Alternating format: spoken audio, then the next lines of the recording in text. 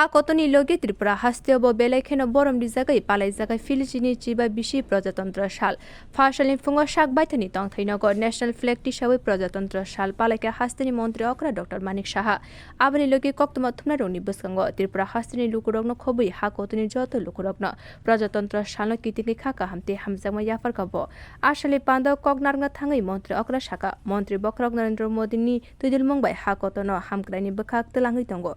Indian constitution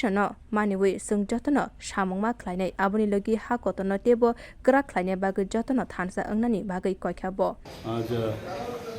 75वां गणतंत्र दिवस और मैं इस अवसर पर मैं त्रिपुरावासी को पूरा देशवासी को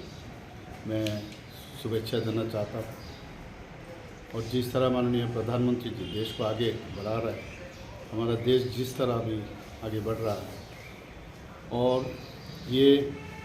हमारे लिए बहुत गर्व की बात है। पूरा दुनिया अभी भारत को देख रहा है किस तरह माननीय प्रधानमंत्री जी देश को आगे ले जा रहे हैं और मैं इसीलिए सबको ये कहूँगा, सब एकजुट होके हमारा देश का शक्तिशाली बने और हमारा जो संविधान है उसको हम लोग उसको स्वीकार करें बढ़िया से और उसको हमेशा उनको माने और उस संविधान को सामने रखते हुए हर काम हम लोगों को करना चाहिए। मैं फिर से ये 75वां जो गणतंत्र दिवस है और इसके